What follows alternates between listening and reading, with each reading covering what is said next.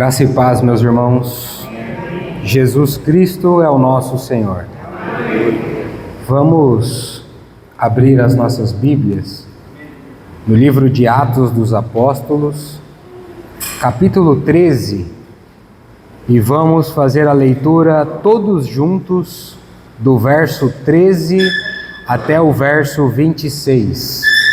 Atos, capítulo 13, verso 13 até o verso 26.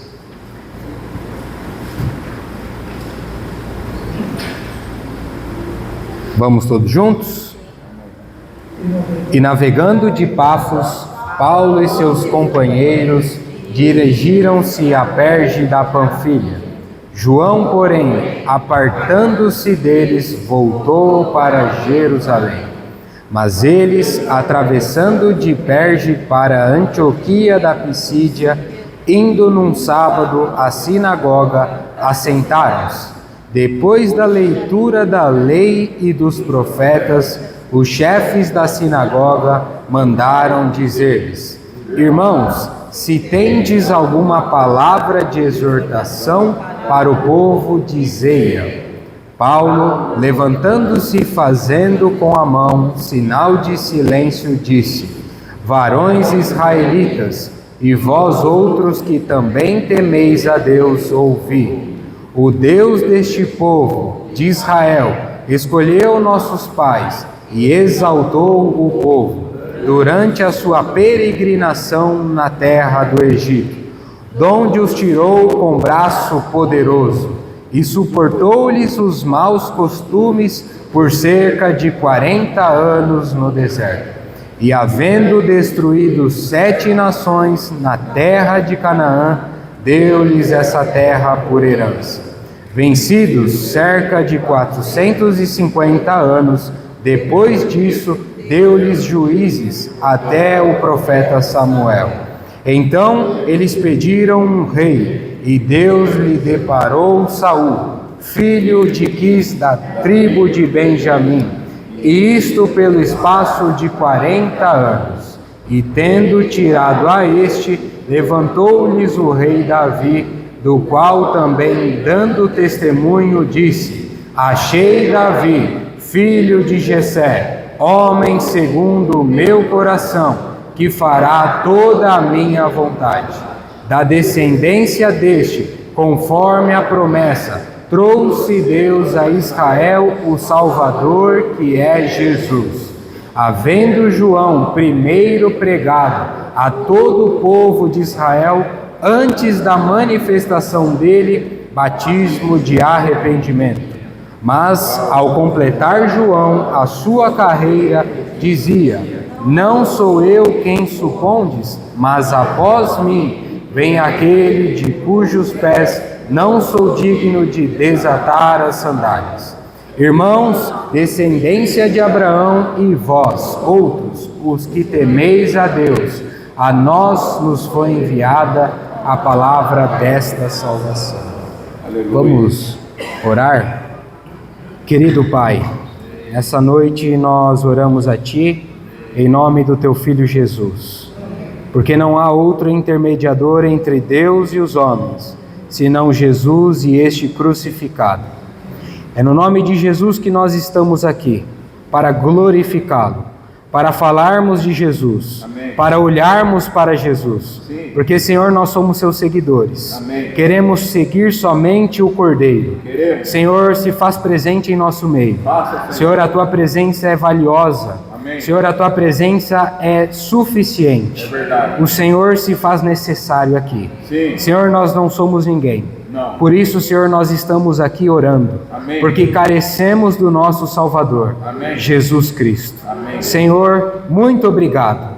Porque o Senhor tem o controle de toda a história. Sim. Porque o Senhor tem o controle de toda a nossa vida. Amém. Senhor, se tem alguém que nós podemos, de olhos vendados e fechados, depositar a nossa confiança, sim, este é Jesus. Aleluia. Aquele que foi à cruz por cada um de nós. É por isso, Senhor, é no teu precioso nome. Amém. É no nome que está acima de todo nome. Amém. É no nome que todo joelho se dobra e que toda língua confessa. Amém. É que Jesus Cristo é o nosso Senhor.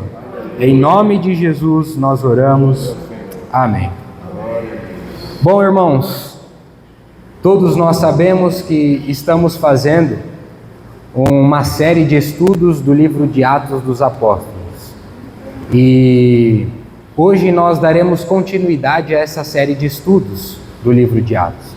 Mas antes de darmos início, seguimento a esse estudo, se faz necessário nós contextualizarmos um pouco de onde nós paramos. No final de semana passado, o irmão Marcelo nos ajudou a nos mostrar como foi a ação do Espírito Santo ao separar Paulo e Barnabé para a primeira viagem missionária. Em outras palavras, como foi a ação do Espírito Santo ao separar Paulo e Barnabé para a obra do Senhor. Então já chamo a sua atenção agora que nós vimos que quem separou, que quem chamou Paulo e Barnabé para a viagem, para a obra do Senhor, não foi um líder religioso, não foi um homem que separou Paulo e Barnabé e disse: olha, vocês estão confiados agora a fazer a obra.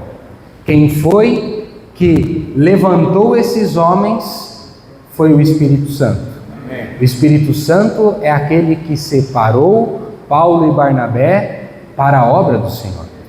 E você não percebe aqui que foi um chamado coletivo a toda a igreja, todos estão engajados, todos devem sair para a obra do Senhor. Não, foi 2 homens. Quem que escolheu? O Espírito Santo. Por quê? Porque é o Espírito Santo que escolhe. Ele escolheu esses 2 homens, confiou a esses 2 homens a obra do Senhor. Então você e eu, quando olhamos o cenário religioso, as raras e honrosas exceções, mas nós vemos chamados coletivos, aonde toda a igreja precisa estar engajada com a obra do Senhor. Não é isso que a Bíblia nos mostra. Todos nós aqui recebemos dons do Espírito Santo. Os dons são distintos, são diversos, mas o Espírito é o mesmo. E tem o mesmo objetivo, que é o quê? A edificação do corpo de Cristo. Esses 2 homens tinham esse chamado. Quem os chamou? O Espírito Santo. Não foi algo coletivo. A obra do Senhor, ela está para a igreja, e não a igreja como um todo para a obra. Quando isso ocorre, há um desequilíbrio. E esse desequilíbrio acontece muitos problemas, muitas divisões, muitos rachas. Então não é o modelo do Espírito Santo, não é coletivo, é de acordo com o dom, é de acordo com o dom de cada um e com o chamado não de um homem, mas do Espírito Santo. Esses 2 homens foram chamados pelo Espírito Santo. Então esses 2 homens seguiram viagem, todos nós vimos. Eles estavam ali em Antioquia e saíram em direção aonde? A ilha de Chipre. A ilha de Chipre era a cidade natal de quem? De Barnabé. Então eles chegando ali à ilha de Chipre, o que eles fizeram?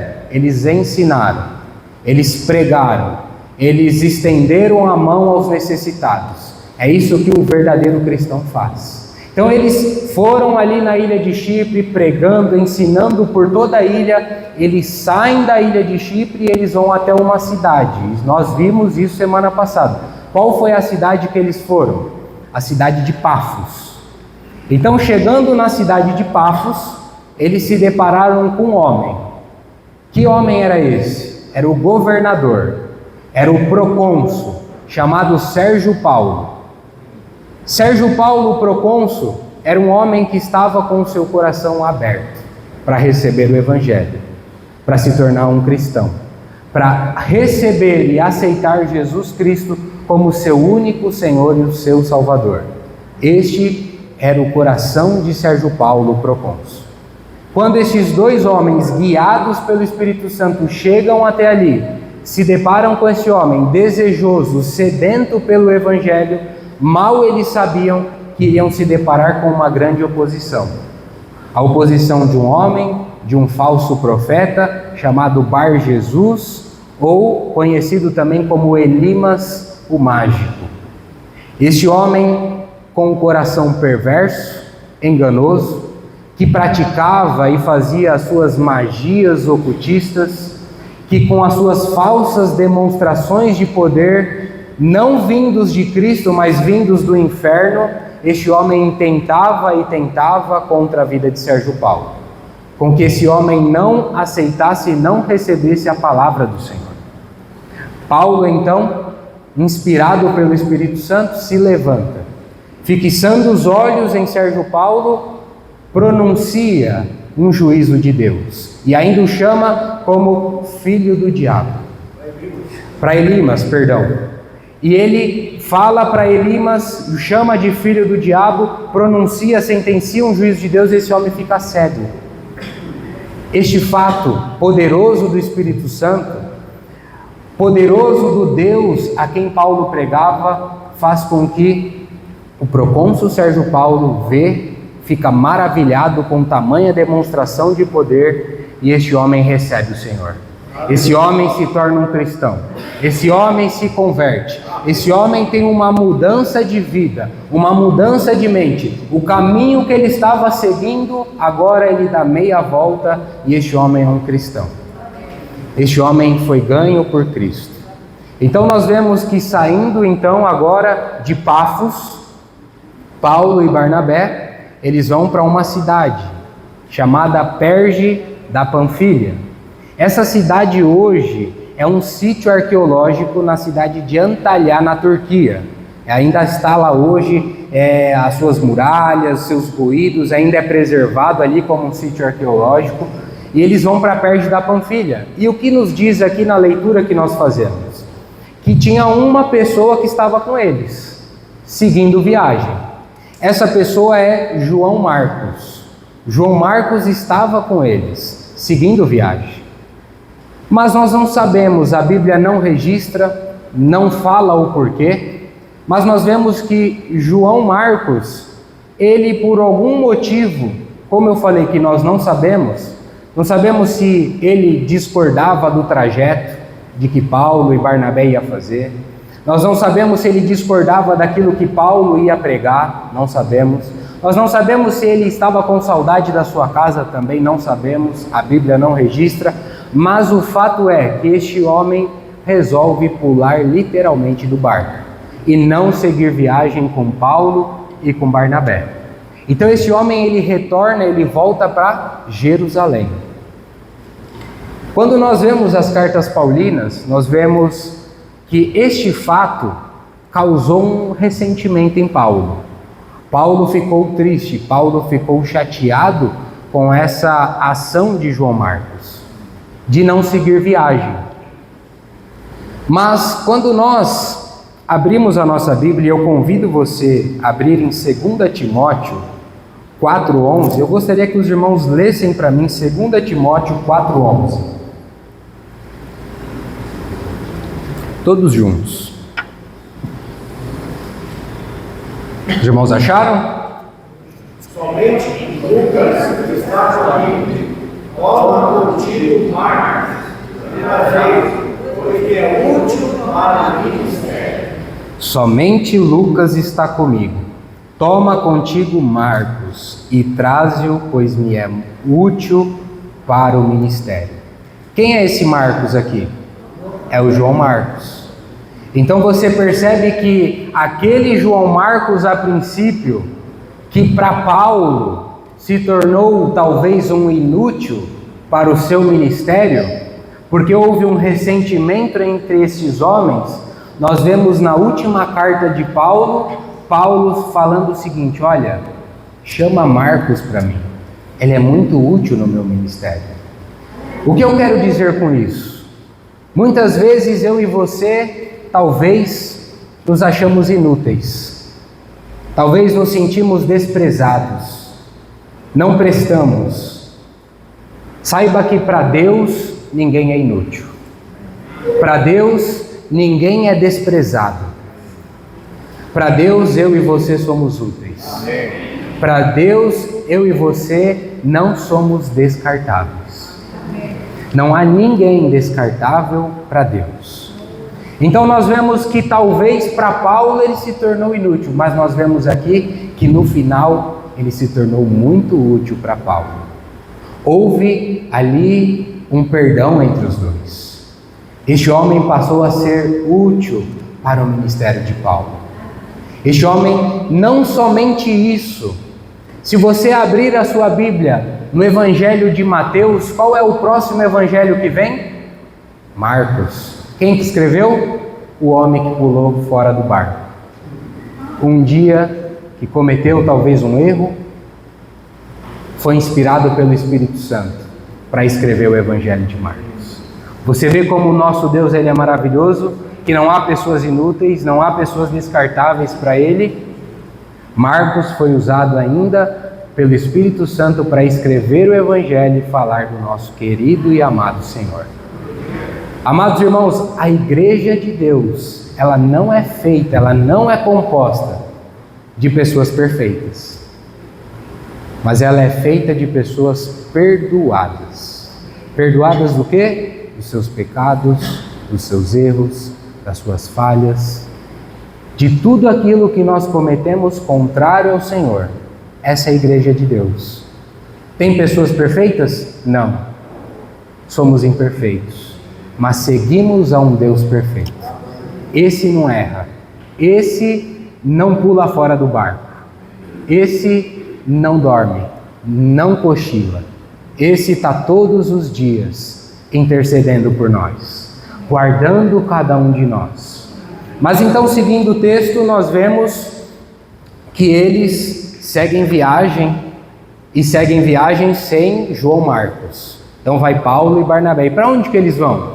Eles vão para uma cidade chamada Antioquia da Pisídia. Não confunda Antioquia da Síria com Antioquia da Pisídia. São duas cidades distintas. Há muitos historiadores que dizem que naquela época havia mais de 16 cidades chamadas Antioquias, porque era um nome muito comum ali em colônias helênicas, gregas. É como nós acharmos uma avenida chamada Avenida Brasil. A gente encontra em várias cidades, Rebouças, é algo muito comum. Então Antioquia era um nome muito comum nas cidades ali. Então eles vão para Antioquia da Pisídia.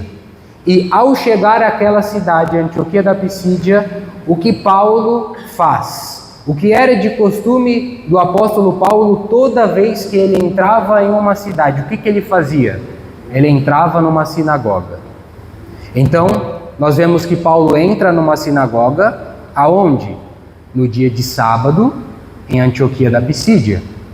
Então ele entra na sinagoga, Paulo e Barnabé. Quem que é o auditório que está ali presente naquela sinagoga? Há judeus, há gentios que são não judeus, tementes a Deus, que são simpatizantes com o judaísmo, Paulo e Barnabé, e os rabinos, que eram ali, vamos dizer, os administradores da sinagoga. Então, diz o texto que eles estavam lendo a lei e os profetas, ou seja, o Antigo Testamento, a Torá. Eles estavam lendo ali o Antigo Testamento. Quando um deles, provavelmente que estava lendo o Antigo Testamento, termina, o que este homem faz? Ele cede o espaço, entrega o microfone. Mas não tinha microfone na época, mas ele libera o espaço. Então ele fala o seguinte: olha, se alguém tiver alguma palavra de encorajamento, de exortação, dizeia, pegue, fale. Então Paulo se levanta. Ele se levanta, pega o microfone, faz um sinal com a mão pedindo silêncio ao público que ali está, e então Paulo inicia o seu maior discurso do livro de Atos. Então, como que Paulo inicia o seu discurso? Nós vemos primeiramente ele falando o seguinte, lê para os irmãos. Paulo, levantando-se e fazendo sinal com a mão de silêncio, disse: varões israelitas e vós outros que também temeis a Deus, ouvi. O Deus deste povo de Israel escolheu nossos pais e exaltou o povo durante sua peregrinação na terra do Egito, donde os tirou com braço poderoso. Então o apóstolo Paulo ele inicia o seu discurso lembrando a promessa da nação de Israel, de que Deus havia feito uma promessa com a nação de Israel, que a partir da nação de Israel, todas as famílias da terra seriam benditas, seriam abençoadas. Nós vimos nas outras mensagens que essa visão pura desta aliança se perdeu após os cativeiros, onde os judeus acreditavam que eles eram o único povo exclusivo. Então ele está relembrando para aqueles judeus, para aqueles tementes a Deus, daquilo que Deus havia feito como promessa a Abraão, que Deus escolheu a nação de Israel. E ele continua lembrando a eles que Deus os fez prosperar na terra do Egito. Deus fez vocês prosperarem na terra do Egito. Este povo, os judeus, estavam sendo escravizados na terra do Egito. Então ele lembra eles que, apesar deles estarem ali no Egito sendo escravizados, Deus sempre esteve com eles. Deus sempre fez este povo prosperar. Deus não virou as costas para esse povo. Pelo contrário, Deus foi fiel com esse povo. Deus separou e levantou um libertador chamado Moisés, que os libertou, que os tirou com mão poderosa do Egito. E como que foi essa saída do povo? Foi com demonstração de pouco poder? Não, ele está relembrando eles. Olha, vocês saíram com mão poderosa. Vocês saíram com sinais, com milagres, com prodígios. Vocês viram o mar se abrir. Vocês viram tantas e tantas coisas. Deus sempre esteve com vocês. Deus sempre fez vocês prosperarem na terra do Egito. Então ele continua dizendo: o Deus deste povo de Israel escolheu nossos pais e exaltou o povo durante a sua peregrinação na terra do Egito, de onde os tirou com braço poderoso, e suportou-lhes os maus costumes por cerca de 40 anos no deserto. Então Paulo está relembrando, após vocês saírem então do Egito com mão poderosa, com sinais, com prodígios, com maravilhas, Deus suportou vocês durante a travessia no deserto por 40 anos, apesar dos seus maus costumes. Quais eram esses maus costumes que esse povo tinha? Quais eram os maus costumes deste povo? Murmurento, só murmurava, reclamava de tudo, tudo era motivo de reclamação. Não está bom isso, não está bom aquilo, eu não gosto disso, não está do meu jeito. Povo murmurento, reclamão. Que mais? Idólatra. Um povo idólatra, um povo que fazia outros deuses em lugar de Deus, do Deus Todo-Poderoso, do único Deus Todo-Poderoso. O que mais esse povo? Blasfêmico, esse povo blasfemava contra Deus.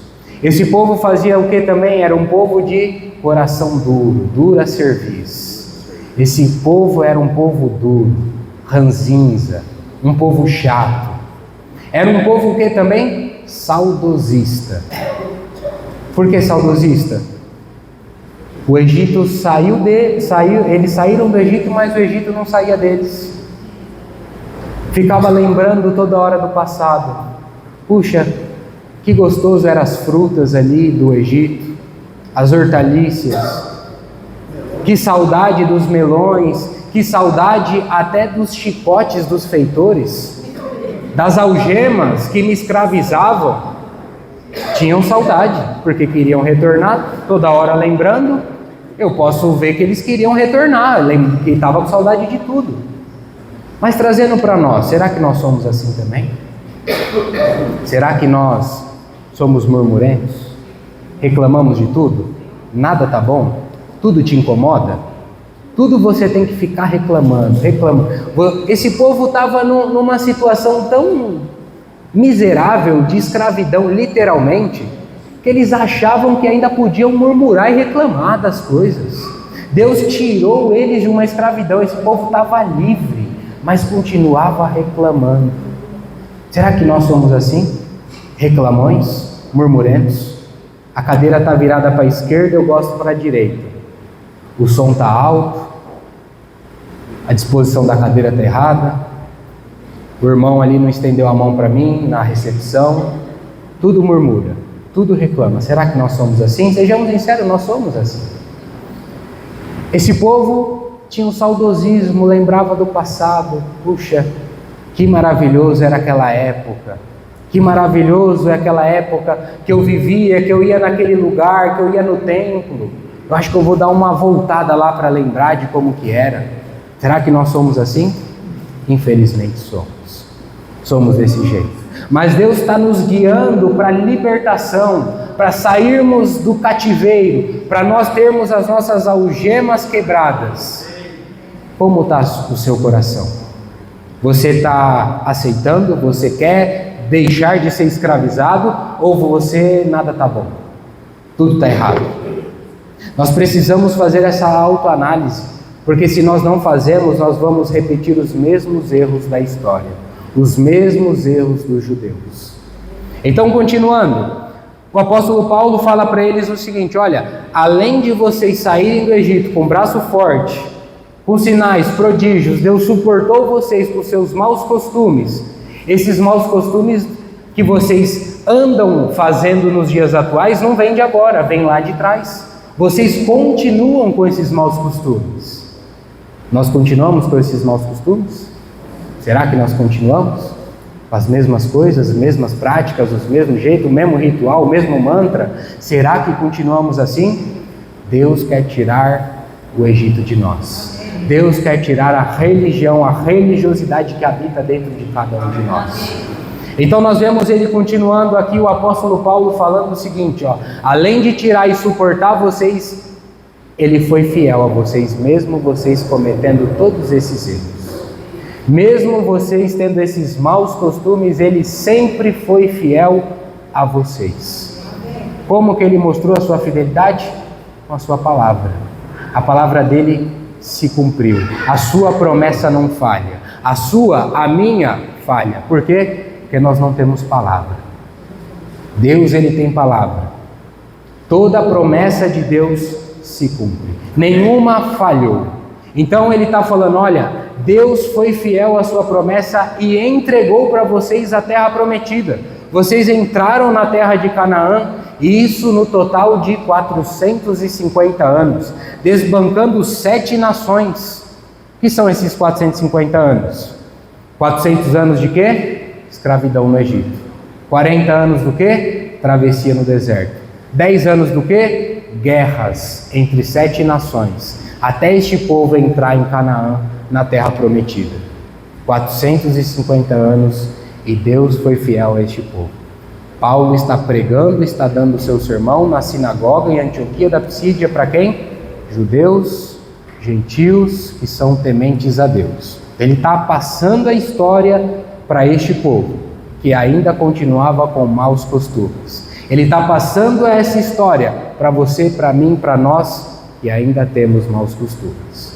Então, continuando o texto, nós vemos aqui que Paulo, ele está dizendo o seguinte, ó: e a partir do momento que vocês entraram na terra de Canaã, Deus então levantou o quê?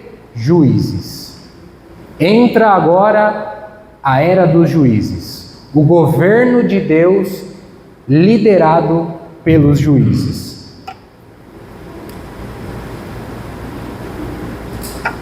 Então Paulo cita o último juiz, que é o profeta Samuel.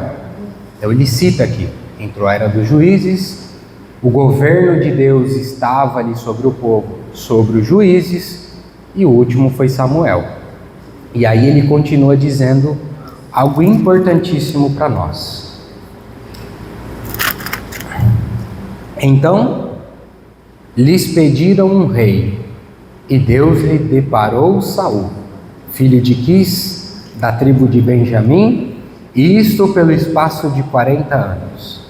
E tendo tirado a este, levantou-lhes o rei Davi, do qual também, dando testemunho, disse: achei Davi, filho de Jessé, homem segundo o meu coração, que fará toda a minha vontade. Queridos irmãos, quem que governava o povo naquela época? Os juízes, Samuel. Como que Saul veio a reinar ali na nação de Israel? Como que ele veio? A pedido do povo. O povo não queria mais o governo de Deus, olha só. Não queria mais. O povo rejeitou a Deus. E o povo pediu o quê? Um homem para seguir, olha só. Queria seguir homem. Quis seguir Saul. Dá-nos um rei. Isso está em Samuel. O povo vai ao profeta Samuel e fala assim, ó, dá-nos um rei para que nós possamos seguir, porque todas as nações têm um rei, nós também queremos um rei para fazermos as nossas guerras. O povo rejeitou o governo de Deus. Buscou o quê? O maior erro da vida. Depositar a sua confiança em um homem. Homem pecador. Homem que erra. Homem falível, como eu e você. Que hoje queremos uma coisa e amanhã já queremos outra. Então essa história de seguir homem não vem de hoje. Vem lá, ó. Dá-nos um rei. Saul. Queremos um rei para seguirmos. Maior erro. Então, Saul é levantado como rei de Israel. E este homem reina por 40 anos. E depois nós vemos que depois de Saul, quem que vem? O rei Davi. Mas quais são as semelhanças e as diferenças entre esses dois reis? Qual é a semelhança e a diferença entre esses dois reis? Vamos à semelhança entre esses dois homens, que são muito poucas. Primeira semelhança que eu destaco para você essa noite. O nome deles é muito bonito. Saul, Davi. Significado de Saul: pedido do povo. Significado do nome Davi: amado por Deus.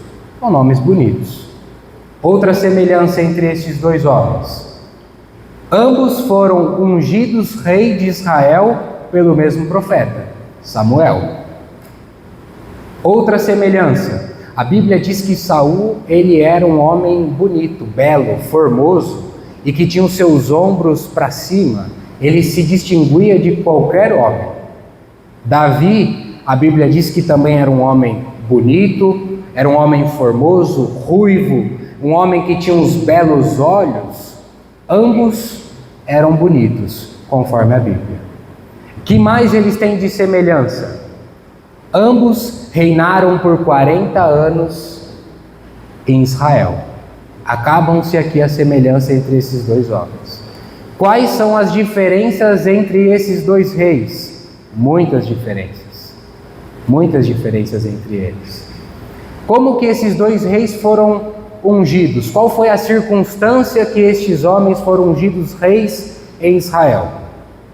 Saul foi ungido rei a pedido do povo. Saul se tornou rei porque o povo rejeitou a Deus. Rejeitou o governo de Deus. Davi foi ungido rei porque Saul rejeitou a Deus. Olha a diferença. Davi foi ungido rei porque o rei Saul rejeitou a Deus. Então nós já vemos uma diferença aqui entre esses homens. Então nós vemos aqui como que foi o governo desses homens. Nós vemos o governo de Saul, como que era. Este homem, Saul, era um homem cruel. Era um homem que olhava para o seu próprio umbigo. Era um homem que era mais desejoso fazer a sua própria vontade, o seu próprio desejo, do que a vontade de Deus. Saul era um homem que fazia a sua vontade. Ele não gostava de ser confrontado. Saul era um homem que ele era duro. Esse homem não tinha paz. Esse homem ficava tramando dia a dia contra aqueles que poderiam usurpar o cargo de rei de Israel. Esse homem, ele não tinha paz interior. Ficava tramando todo dia contra alguém que poderia tomar o seu poder. Saul era um homem vaidoso. A vaidade tomou conta dele, pelo seu cargo, pelo seu prestígio, pelo seu nome. Este era Saul. Um homem que um dia deu um decreto ao povo e disse o seguinte: nenhum homem vai comer pão. E todos os soldados estavam em plena guerra. Não vai comer pão nenhum só homem, porque tão certo como vive o Senhor, se alguém comer, morrerá. Os homens estavam em guerra, precisavam comer. Um homem cruel. De repente, o que acontece? O seu filho, Jonathan, um dos guerreiros, vê um favo de mel e come. Só que nenhum soldado sabia desse decreto. Quando chega aos ouvidos de Saul, por ter dado um decreto por impulso, sem pensar e totalmente descabível, este homem escuta, vê o que acontece, a sua palavra precisa imperar. Manda matar o próprio filho. O próprio filho morreu. Por quê? Porque era um homem cruel. A sua palavra precisava ser a última. Este era Saul. Mas e Davi? Como que Davi era? Davi era um homem que cuidava de ovelhas, um pastor de ovelhas. Davi era um homem segundo o coração de Deus. Era um homem que tinha o desejo de fazer a vontade de Deus. Nada mais importava para Davi do que fazer a vontade de Deus. Esse era Davi, homem segundo o coração de Deus. Aqui nós lemos que ele diz o seguinte: ele fará toda a minha vontade. Saul fazia toda a sua vontade. Davi foi um homem que foi escolhido por Deus. Por quê que ele foi escolhido por Deus? Porque é um homem que tinha o coração e porque Saul havia rejeitado a Deus. Davi era um homem que cuidava de ovelhas, era um homem que pegou 400 homens desprezáveis para a sociedade e os torna como valentes de Davi. Davi era um homem que fazia tudo segundo a vontade de Deus. Davi, ele era obediente a Deus. Saul era desobediente a Deus. Saul, uma vez, quando estava para estourar uma guerra contra os filisteus, o profeta Samuel vem até ele e diz o seguinte: aguarda um pouco, espera. Os generais ali, toda hora indo para Saul, falando com ele: não vamos, precisamos ir. E o que Saul faz? Desobedece, não aguarda e vai. Qual foi o seu juízo? O profeta Samuel retorna e fala: por conta da sua desobediência, você não é mais rei em Israel, porque você foi desobediente a Deus. O mesmo Deus que coloca é o mesmo Deus que tira. Esse homem foi desobediente a Deus. Depois nós vemos esse homem cometendo o mesmo erro de desobediência. Eles vão para uma guerra dos amalequitas. Samuel diz o seguinte para ele: vai e não deixa ninguém, não poupe ninguém. O que este homem faz? Poupa o rei e poupa o melhor dos gados. Quando ele vai ser confrontado pelo profeta Samuel, o que ele faz? Eu poupei porque eu queria dar um sacrifício para Deus. Mas Samuel pensou: mas o decreto de Deus é o quê? Não é poupar ninguém. Não era para ter trazido ninguém para cá. Aí você agora está com essa justificativa que veio para dar sacrifício? Amados irmãos, como está o seu coração? Seu coração é um coração segundo a Deus ou é um coração segundo você mesmo?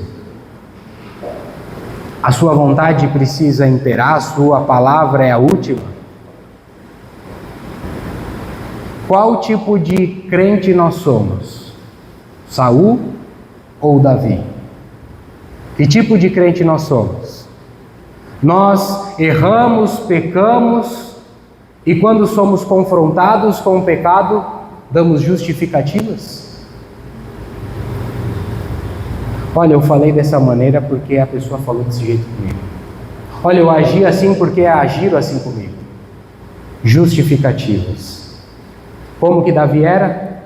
Davi, quando colocou Urias na frente da batalha, cometeu todos os pecados ali dos 10 mandamentos, nós podemos ver. Este homem, quando foi confrontado pelo profeta Natã e foi exposto o seu pecado, qual foi a sua reação? Pequei contra o Senhor. Você não escuta uma justificativa da boca desse homem. Pequei. Esse homem rasga suas vestes, se humilha perante Deus. Este homem não se justifica. Este homem é um homem segundo o coração de Deus e que fará toda a minha vontade. Qual é o fim de Saul? Qual é o fim de Davi? O fim de Saul: andou longe de Deus, morreu longe de Deus. Morreu num campo de batalha pedindo para que um soldado o matasse, mas o soldado não acata e esse homem se lança na espada, na própria espada, e comete um suicídio. Como Davi morre, o livro de 2 Crônicas diz o seguinte: Davi morreu de velhice em paz, e o seu filho Salomão ainda reinou. Andou com Deus, termina em paz.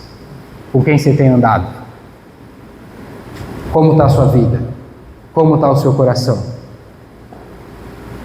Você tem feito somente a sua vontade? Você se preocupa com a vontade de Deus? Você conhece a vontade de Deus?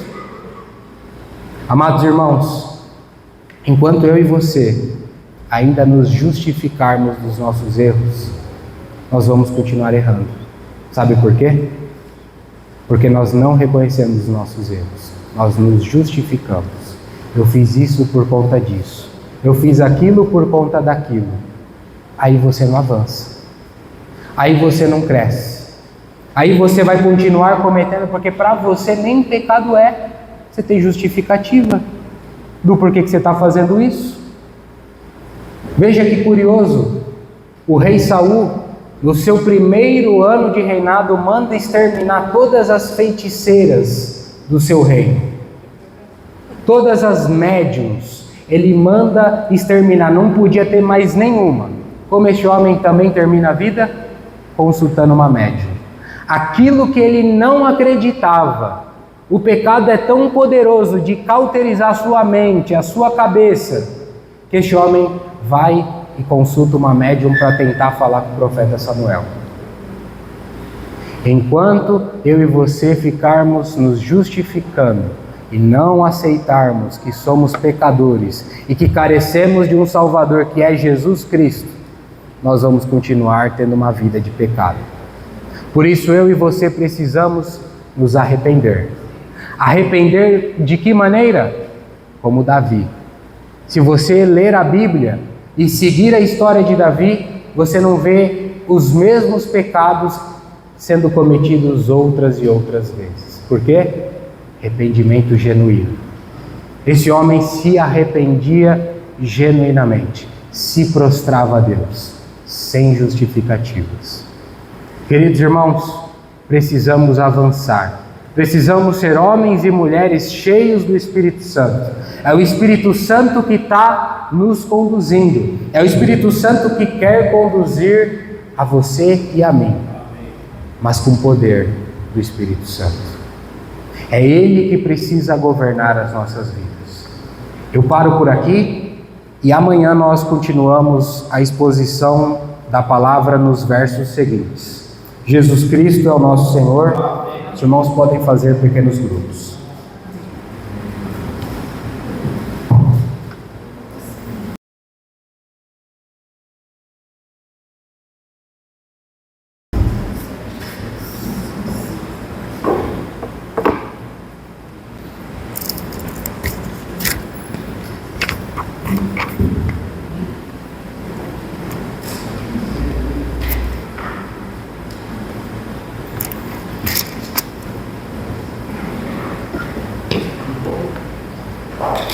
Graça e paz, meus irmãos.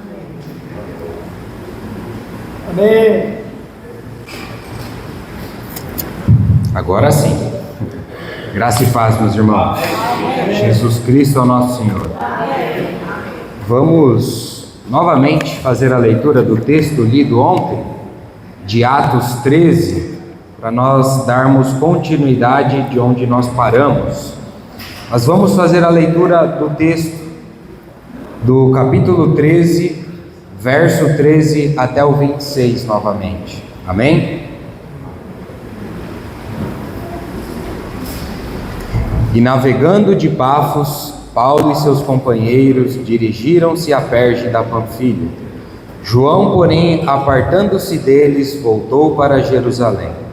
Mas eles, atravessando de Perge para Antioquia da Pisídia, indo num sábado à sinagoga, assentaram-se.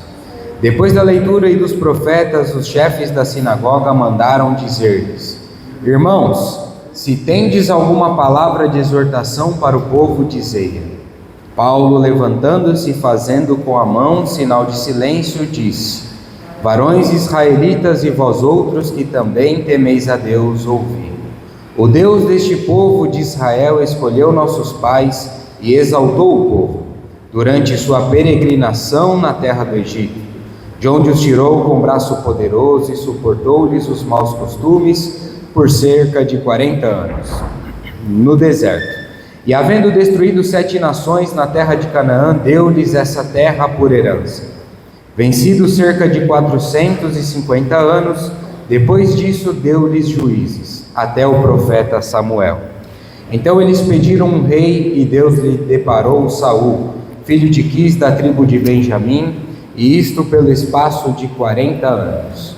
E tendo tirado a este, levantou-lhes o rei Davi, do qual também dando testemunho disse: Achei Davi, filho de Jessé, homem segundo o meu coração, que fará toda a minha vontade.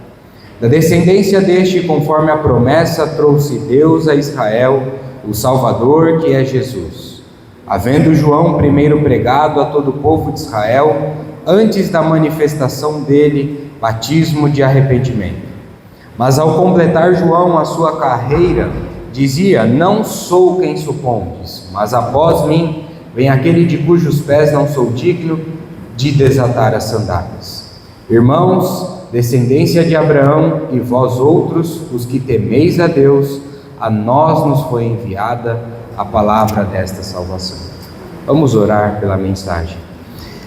Querido Pai, nesta manhã nós estamos aqui com o coração humilde, de maneira simples até a Tua presença. Porque, Senhor, não há nada de bom em nós. Nós somos pecadores, nós carecemos do nosso Senhor, do nosso Salvador Jesus Cristo, que foi à cruz do Calvário por cada um de nós. Nós estamos aqui também, Senhor, para falar de Ti, para apontar para o Senhor. Porque, Senhor, nós não queremos apontar para nós mesmos. Nos ensina, Senhor, assim como Davi, ter um coração segundo o Teu coração, e que fará toda a Tua vontade. Senhor, nos ensina a fazermos a Tua vontade e rejeitarmos a nossa própria vontade. Senhor, nós estamos aqui para falar do Senhor. Não permita, Senhor, que nós falemos de nós mesmos. Não queremos, Senhor, apontar para nós, porque em nós não há nada de bom. Senhor, nós Te amamos, engrandecemos o Teu precioso nome. Glórias a Ti, Senhor, glórias ao nome de Jesus. Amém. Bom, irmãos, nós daremos continuidade ao texto lido ontem, de Atos capítulo 13, de 13 ao 26. Ontem nós passamos a leitura do texto, a exposição do texto, até o verso 22. Mas eu vou trazer uma pequena recapitulação do que foi falado ontem, algo muito breve. Por isso eu convido você a se inscrever no canal Comunidade Irmãos em Cristo e estar escutando as mensagens do canal. Ontem foi passado a mensagem na íntegra, hoje não falarei a mensagem na íntegra, então você que não esteve ontem, escute as mensagens no canal que você vai poder se situar de maneira completa. Mas, então ontem nós vimos, a partir do verso 13, de que estava navegando de Pafos, Paulo e seus companheiros, eles se dirigiram a Perge da Panfilha. João Marcos, ele estava viajando com eles. João Marcos, ele saiu, ele não deu sequência na viagem. Nós não sabemos o motivo de que ele não deu sequência, mas o fato é que João Marcos não seguiu o caminho. Ontem nós falamos, trouxemos uma aplicação sobre isso, mas eu vou continuar seguindo o texto hoje. Então nós vemos que eles, atravessando de Perge, foram para Antioquia da Pisídia, não é a Antioquia da Síria. E Paulo, como de costume, toda vez que chegava em uma cidade, ele tinha o hábito de ir a uma sinagoga. Então ele entra numa sinagoga no dia de sábado, ele e Barnabé. Ali havia gentios, que eram os tementes a Deus, e ali também havia os judeus e os administradores da sinagoga, os rabinos ali. Então eles estavam lendo no dia de sábado o quê? A Torá. Eles estavam lendo o Antigo Testamento e os profetas. Após finalizar a leitura no dia de sábado, então deram a palavra e disseram: olha, se alguém tem alguma palavra de exortação, de encorajamento, dizei-a. Paulo, então, ele se levanta e inicia o seu discurso. O seu discurso, e esse discurso é o maior discurso de Paulo no livro de Atos. Então nós vimos como ele começou o seu discurso. Ele começou falando da nação de Israel, daquilo que Deus havia feito de promessa a Abraão, daquele povo que ficou escravizado no Egito, e de que Deus tirou aquele povo com mão forte do Egito, com sinais, com prodígios, com maravilhas. Aí ele continua falando a respeito da travessia no deserto, que durou 40 anos ali de travessia, que aquele povo tinha maus costumes, que aquele povo era murmurento, nós vimos, um coração de dura cerviz, idólatra. Então ele está passando toda a história ali da nação de Israel, do povo escravizado, até os dias de Jesus, que nós vamos ver hoje. Então ele continua falando ali do período, diz que mesmo o povo tendo maus costumes, Deus foi fiel ao povo, mas foi fiel à sua palavra, porque Deus, ele é fiel à sua palavra. Ele havia prometido que daria a terra, então ele cumpriu a sua palavra. Então aquele povo entrou na terra de Canaã, isso durou 450 anos, que foram os 400 anos de escravidão, mais 40 anos de travessia, mais 10 anos de guerras. Você vê aí na Bíblia que fala sobre 7 nações, guerra com 7 nações. Tudo isso durou o período de 450 anos. Então esse povo entrou em Canaã. Em Canaã inicia a era dos juízes, que era o governo de Deus. Então, depois dos juízes, o último juiz ele cita, que foi Samuel, inicia então a monarquia, a era dos reis. E ontem nós vimos a diferença entre Saul e o rei Davi, de como os dois homens ali eram o seu reinado, como que foi a escolha desses homens. Nós vimos isso tudo ontem. Mas eu gostaria de abrir um parênteses aqui aos irmãos sobre essa questão. Talvez na correria ali ontem, trazendo a história, porque o tema não era esse, mas nós estávamos passando, não de maneira total a história, mas algo bem resumido. Talvez você tenha ficado com alguma dúvida ou não entendeu algo. Talvez eu não me fiz de esclarecido. Ontem nós vimos a respeito de que Saul havia dado um decreto.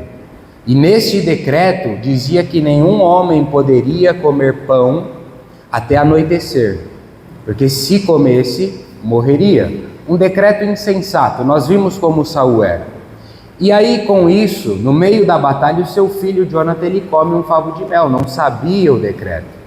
E nós vimos que Jonathan, ele, mais para frente, ele morreu. Ele não morreu por conta de ter comido, porque após ele ter saído da guerra, ele não sabia do decreto, queriam matá-lo, porque era um decreto do rei. Então todos ali, os guerreiros que estavam ali, os generais, fizeram de tudo para convencer o rei Saul para não, de fato, fazer com que o decreto ocorresse. Porque Jonathan havia lutado bravamente na batalha e Jonathan tinha saído um guerreiro. Então, com muita força, com muita persuasão ao rei Saul, conseguiram que o rei Saul não matasse o seu filho. Então, seu filho não morreu por conta disso. Eu passei ontem bem resumido, então talvez ficou parecendo que ele morreu ali. Ele não morreu ali. Ele veio morrer mais para frente numa outra guerra que Israel perdeu, e aí ele morreu no campo de batalha. Então, só queria deixar isso bem esclarecido para os irmãos. Então, seguindo o texto que nós paramos ontem, no verso 23, diz o seguinte: da descendência deste quem? Davi, conforme a promessa, trouxe Deus a Israel o Salvador, que é Jesus. Então, da descendência de Davi veio Jesus, que é o Salvador. Paulo está pregando isso na sinagoga, ali em Antioquia da Psídia. E aí o 24 disse: havendo João primeiro pregado a todo o povo de Israel, antes da manifestação dele quem? Jesus. Que João é esse? João Batista. Batismo de arrependimento, era o que João Batista pregava, batismo de arrependimento. Então Paulo está contando o seguinte: olha, depois que saiu a era dos reis da monarquia, então da descendência de Davi veio aquele, o Salvador, Jesus Cristo. Mas antes da manifestação dele, Jesus, antes dele se tornar o Verbo que se fez carne, que habitou entre nós, cheio de graça, cheio de realidade, e vimos a sua glória, glória como do unigênito do Pai. Antes dele vir à terra, veio antes uma pessoa, João Batista. João Batista, ele veio para o quê? Pavimentar o caminho do Senhor. Qual era o sermão de João Batista? O que ele pregava? Batismo de arrependimento. Mas aonde ele pregava? Ele pregava num local como esse, com ar-condicionado, com microfone, em boas condições? Não.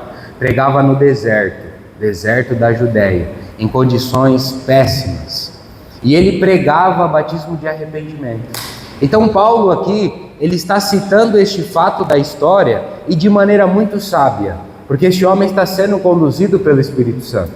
Porque todos os rabinos, todos os judeus conheciam João Batista e testemunhavam daquilo que João Batista pregava. Então, Paulo está trazendo credibilidade ao seu sermão, falando de João Batista, de que João Batista veio antes de que Jesus se manifestasse e que ele pregou a respeito de batismo de arrependimento.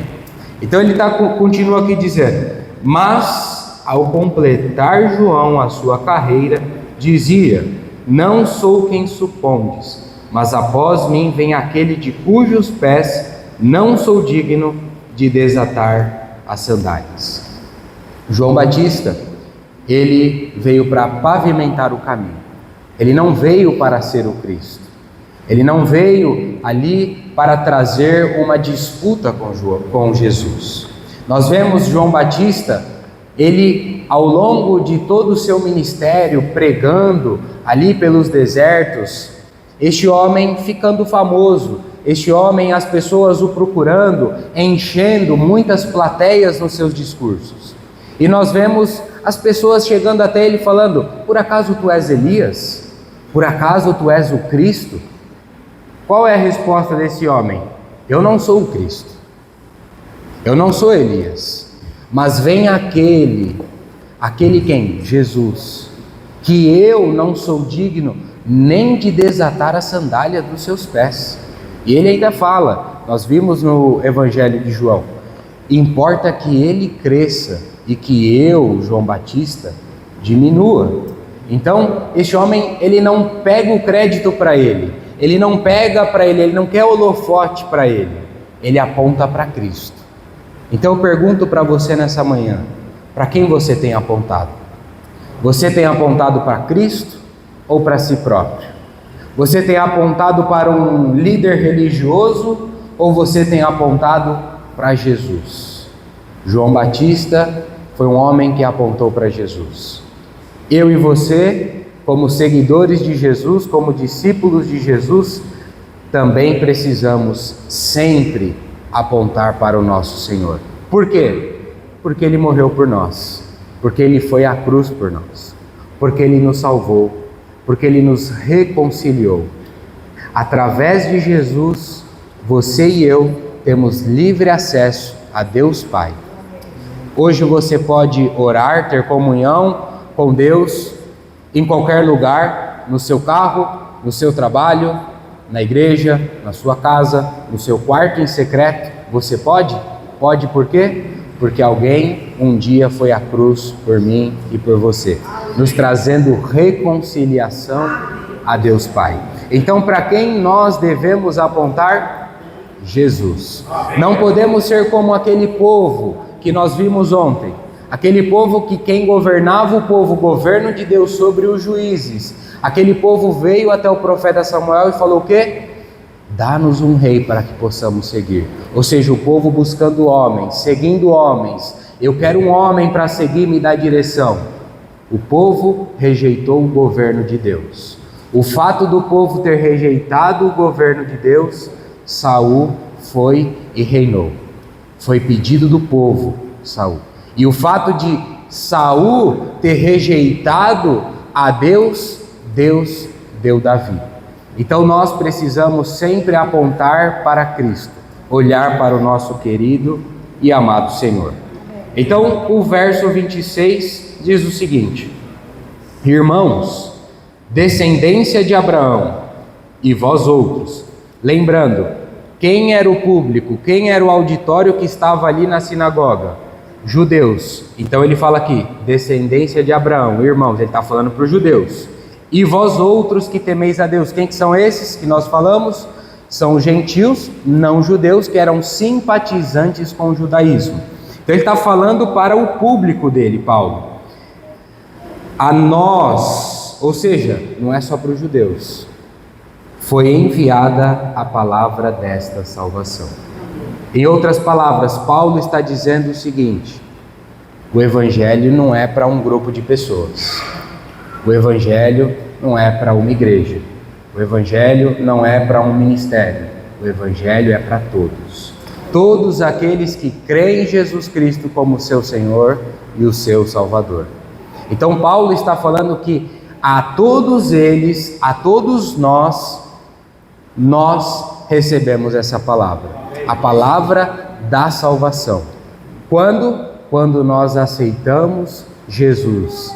Quando Jesus que morreu por cada um de nós, se faz presente na nossa vida.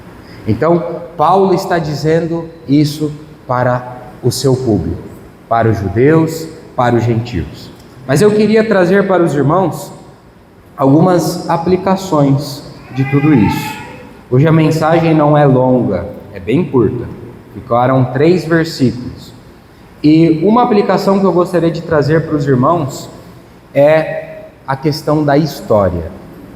Se nós olharmos o apóstolo Paulo, ele está passando toda a história da nação de Israel até o cumprimento da promessa que é Jesus, o Salvador. Então eu e você podemos perceber que ao longo de toda a história, desde a aliança com Abraão, desde o Egito, desde a travessia, desde Canaã, desde os juízes, desde os reis, desde João Batista, até Jesus, até os dias de hoje, Deus tem controle sobre a história.